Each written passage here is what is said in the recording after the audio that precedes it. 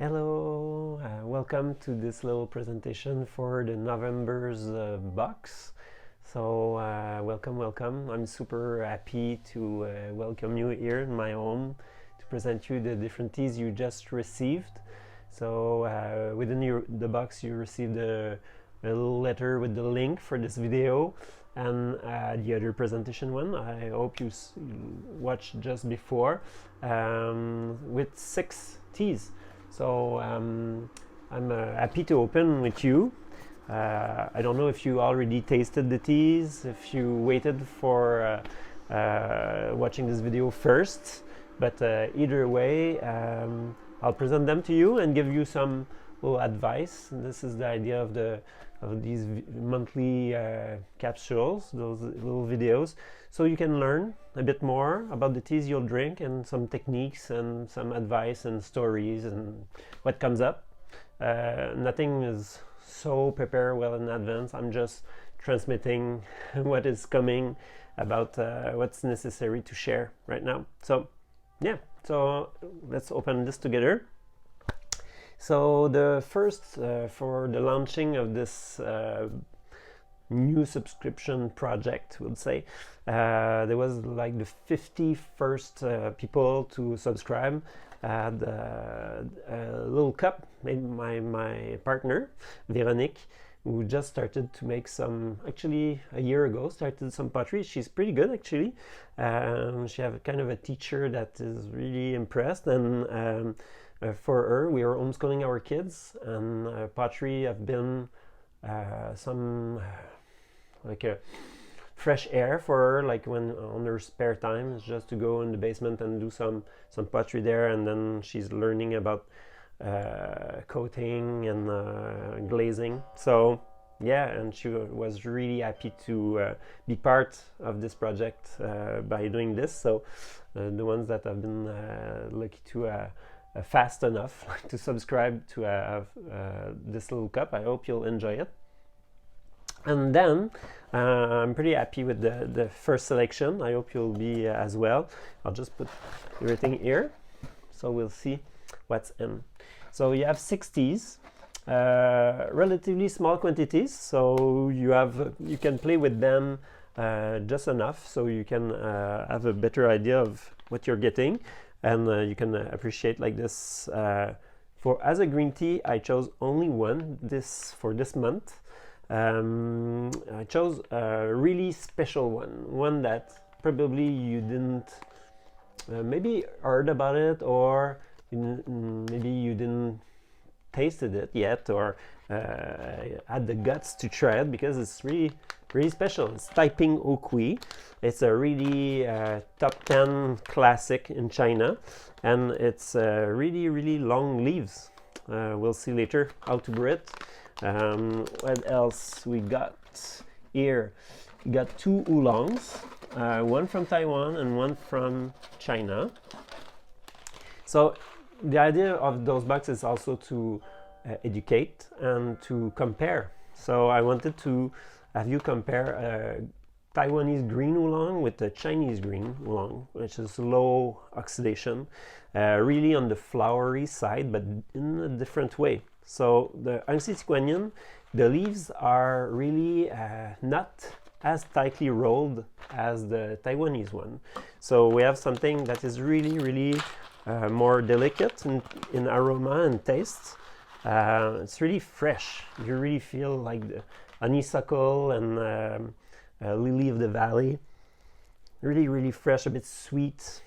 Sometimes you can feel tiny bit of butter, but also like fresh mushroom. You just cut like the white mushroom, not in the poor way, but more in the freshness way of it. So that's I wanted to share this one with you. That's the one we sell in the shop right now, but it's under the radar, I would say. Often like Taiwanese oolongs are a bit more popular in our shop, and Tieguanyin, since a few years I was happy, but not as much. And this one we just changed producer, Mrs. Chen. It's like super good, super fresh. It's probably one of the best Tieguanyin I had in the last 10 years. since the beginning of Chiayi. The High Mountain Tiguanian we had. And this one I'm super satisfied, and I was really happy to share it with you, so you can maybe see that our Tiguanian is back on track, would say. And the Shanichi one that is present in this box, actually it's the winter harvest. It just arrived, so winter is kind of late fall, would say. And this one is from Mr. Wu in Shanichi, so it's about 1800 meter high, so High Mountain Oolong, and it's tighter rolled, would say, a bit denser, darker as well, and that's not necessarily because of oxidation, but more the cultivar. The Xingxin Oolong is really dark with the High Mountain, so it's looking for lots of chlorophyll in it, and it's more on the fruity side. I call it like the Fruit Loops style, so it's more like a dense fruit, a bit pineapple, coconut, butter kind of, and some flowers too. It's really, really nice too. It's really more buttery, smooth, and then delicate, like for Tiguanian. So you can compare the two, and I'll give you some advice for brewing later. Sorry. So next ones, black tea lovers will be happy with these two new harvests just arrived too. So from Nepal. So the black tea from Nepal, Janshabari family. It's a small production, always been organic, super nice. We've been working with them since a few years. And so the new harvest of Second Flush, Janshabari Second Flush 2020, the ones that is in for sale in the shop now is 19. It's almost finished, but the new one, you have some you're ahead of time to try it first, and to compare with a super high-end Janshabari and rolled Himalaya grade. So it's the lot number J 127B. So small lot, we bought like 1 kilo, and it's a really high-end one, really complex, really close to Bai Hao Oolong from Taiwan, that is really rare now, and it's really, really aromatic, really complex. So it will be fun to compare together. And at last you have a pu'er from 2000 Fuhai, it's in Mangai area. It's a Shang, so it's a raw pu'er, 20 years. It's a new one that we received a couple months ago, but we hide it in the warehouse, and we'll just pop it out one day later, probably around Christmas or something. So you'll have a peek at it before, and pretty good actually. It's really, really smooth, really you really see like the age coming in. So really happy to share this with you too. So you have there different teas that no one can have elsewhere, and if you love them, tell us, and maybe we can try to get more for you. So first, I'll just brew a bit of Taiping Okui, just to show you.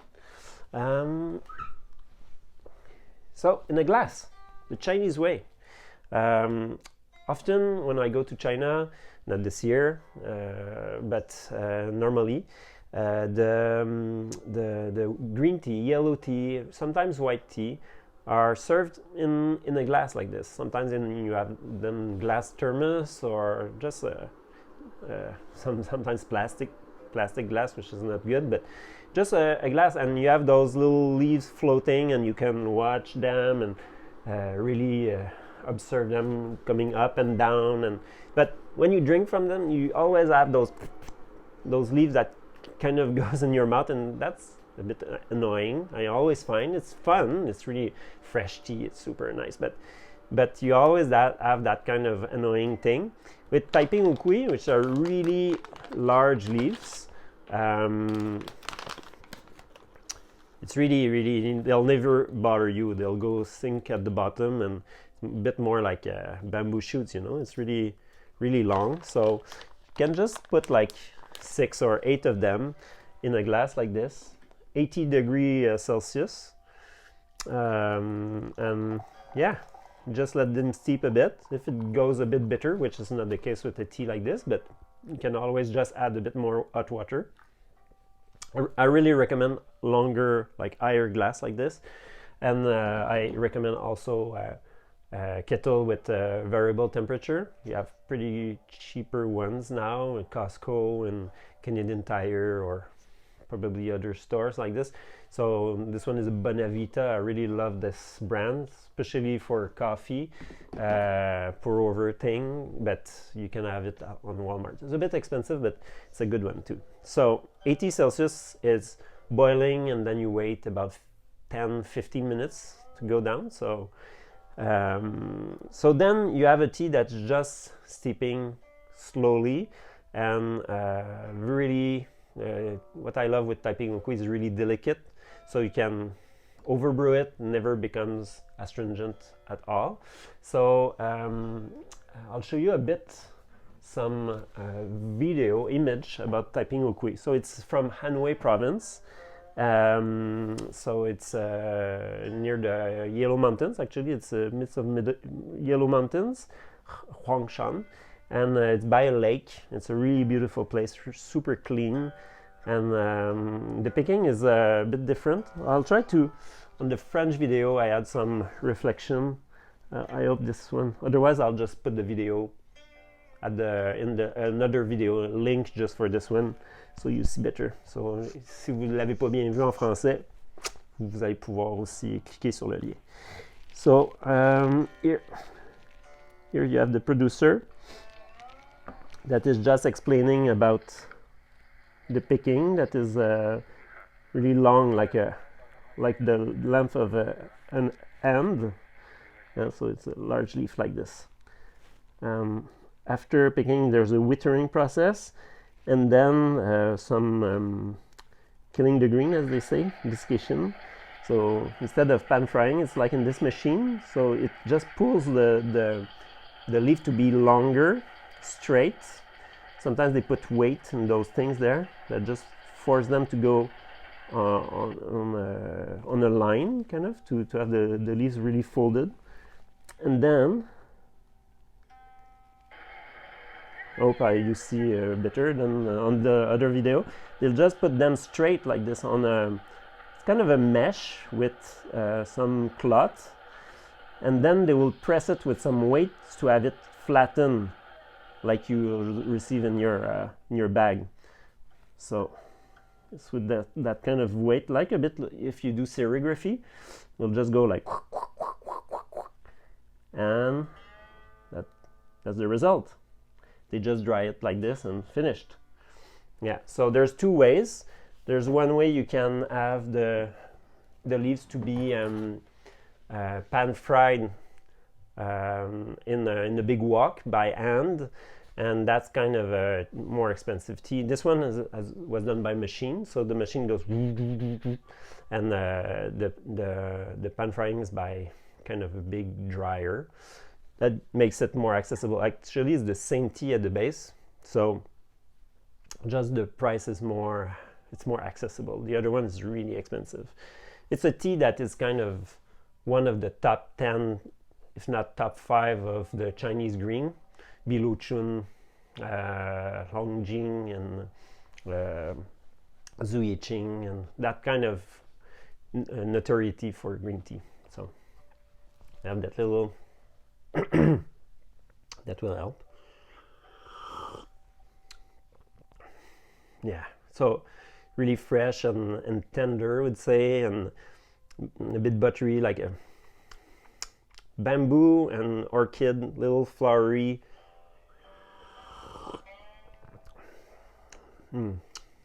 Sweet. It's really sweet, actually. Yeah, I could drink that like just rather than having just a glass of water. It's just fresh and really bring you a really nice, just a bit of caffeine and antioxidant. Just feel like super. So if you go down there, don't drink the whole thing down before putting more hot water. Keep like at least half before topping it. That way you keep kind of a mother of concentration there. So yeah, that makes a really good tea. So beautiful sunny day. You're working, home working, just chilling with Taiping Oakui. So you have about to make about 5 shots like this. Pretty good. So you can just enjoy it. To me, it was an opportunity for you to discover one tea that maybe was a bit intimidating. So done. So you'll be able to check this on your Taiping Oakui is done. Okay. After for the oolongs, actually I won't brew them here. Pretty easy to make. The 2 oolongs, same way of brewing. It's really close. Maybe Tiguanyin is a bit less strong, so you can put a bit more. But if you do it like in a large teapot, it will just be the ratio we've put on the bag. So 1 teaspoon per metric cup. So like this teapot is about 2 cups. I would put 2 teaspoons. 4 to 5 minute brew, and yeah, that's it. You can brew another time, a second time, maybe 3 times. Yeah, a bit longer for the 3rd time for sure. Otherwise, the best extraction will come in a smaller device, like the teapot like this, Yixing teapot or something equivalent. So that kind of size, or the Gaiwan we'll use later for the pour. So Gaiwan is really a beautiful instrument. If you don't have one, that to make almost any teas from this box, you could just use the Gaiwan. It makes like a magnifying lens to just express all the qualities of a tea. So for $10-20, you have a really good instrument to brew any tea without any shame. You know, like even someone would give you a super like the Chinese ambassador would give you like a super good tea. You have a teapot that is you're not super sure it will be it will express well the quality of the tea. Gaiwan is doing the job perfectly. So we've put many ones on our online shop recently. So yeah, Gaiwan, if you don't have one, that's really nice. I'll show you later. So with this, you would put of those 2 teas about 4 to 5 grams, and the brewing time would be about, with boiling water, the brewing time would be 30 seconds for the first brew. No need to rinse. Second brew would be a bit less, 20 seconds, and then you add 20 seconds more each time. It's not like doesn't need to be super precise, but that will give a really balanced brew, so for the first time at least. So you can try for yourself. So about 30, 20, 40, 60, 80 plus. As long as you have some fun, you continue. It can be 6-8 times maybe. So yeah, so to compare the 2 will be fun, I think, in between Taiwan and Tiguanyin. Yeah. Okay, for the black teas, I really recommend just a normal teapot, like a large teapot with a basket, or from one teapot to another with free steeping, like no tea ball, no mesh ball, or no spoon, those things that goes, no, that's a no. That doesn't give enough space to open. But those tea, what I think that is really interesting about this, having those 2 together, is from the same harvest season, same year, from the same tea garden. Probably, I didn't check with them, but probably the same tea cultivar. Actually it's this one. 2 grades.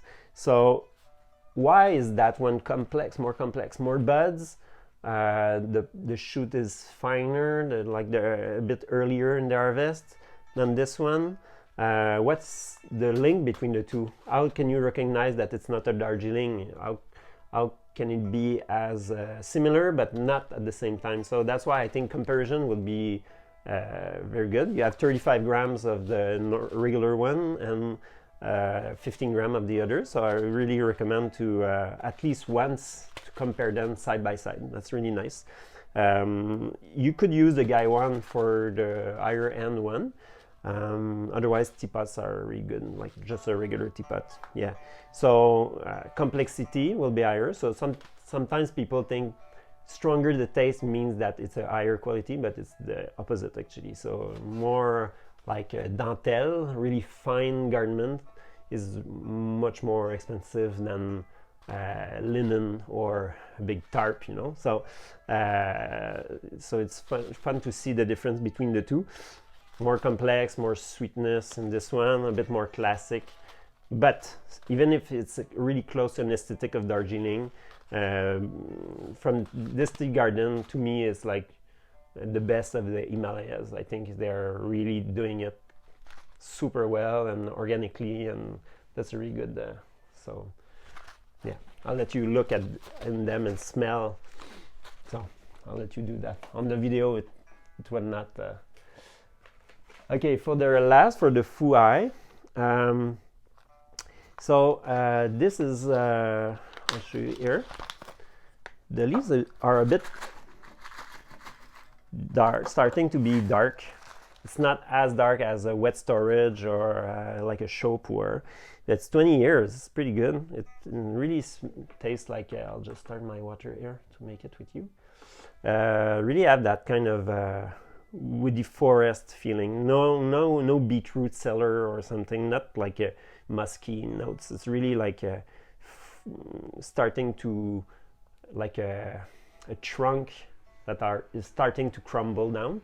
So that's my type of pour actually. That's like probably I like the teenage year, like where they still have some vegetal. You can still recognize the tree, the wood, the leaves. It's not completely composted yet. It's not dirt or it's not earth yet.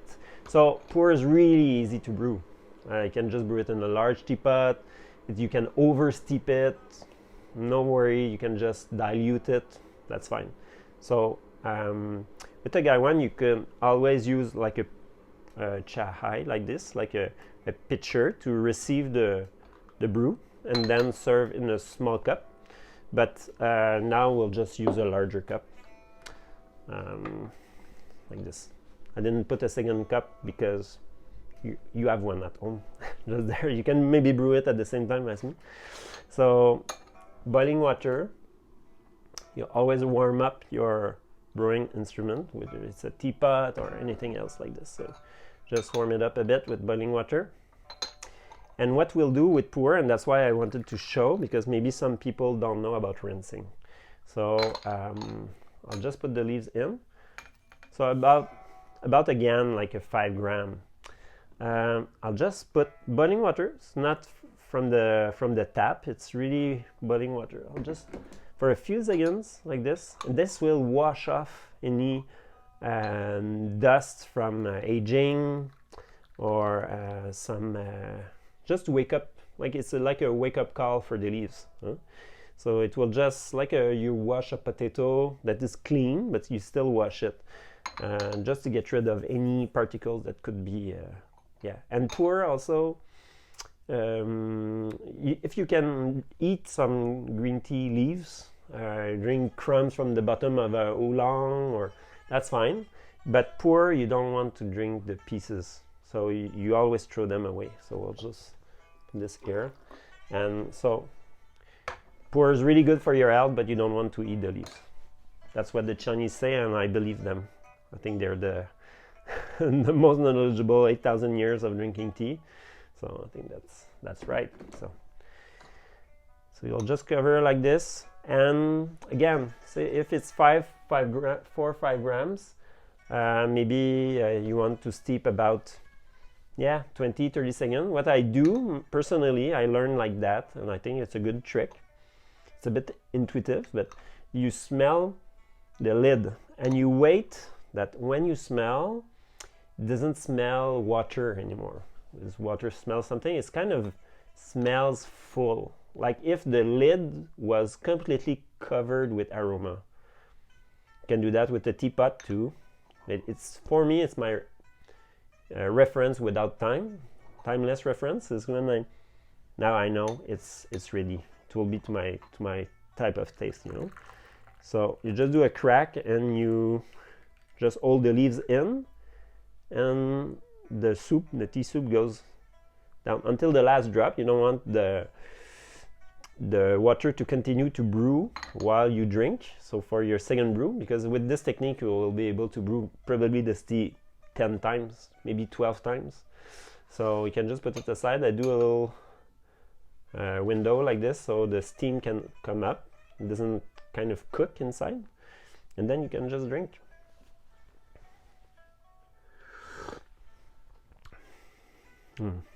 Yeah, super smooth.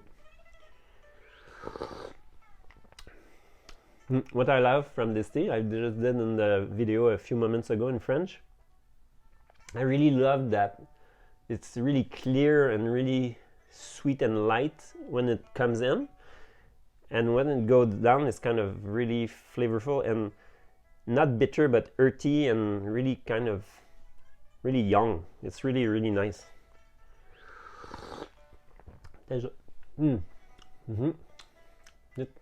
Sweet like a bit. You would think of licking some furniture, old wood furniture with some wax on them, or that kind of floor, and the idea I have of the floor in the castle where you have to wear those kind of you walk because the maids say put your I don't know how to say that in English. Anyway, that thing not hurt the floor when she just waxed it, you know. So yeah, it's kind of really, really smooth and no mustiness or yeah, perfect for a winter day. Yeah, and each brew will be a bit different for the oolong as well, and that's what is fun with Gong Fu Cha brewing, whether it's with the teapot or the gaiwan. See, every brew is different. So hope you'll enjoy all the teas, and please let us know what we can do better, and each box will be different. So I really encourage you, if you liked it, and give it another try for another month, and we are super happy to share this. That's just the tip of the iceberg. I just wish that every month everything will the learning curve from all these and the progression is like a traveling. That's why we called it a tea road. It's for to learn, and this like there's a fil conducteur, as we say in French, like a thread, learning thread that goes through all these teas that will come to the next month. So I'm super enthusiastic about the next month's box too. So anyway, hope you'll tell, and please feel free if you have any questions, email me. You can chat with at the bottom of the website. That's Messenger. You can use that. You can even phone the shop and leave a message, and I'll phone you back. And so if you have any questions or comments, feedback, so we can improve and do even better. We want you to be super happy and have a wonderful next months to come, even if we know that we have this situation about the pandemic. It's maybe a good time to just introspect and have this kind of tastings, and we're happy anyway to be part of it for this month, and we hope to continue with you. So looking forward. Stay safe, stay healthy, and have a beautiful day. Wish to talk to you soon. Thank you. Bye.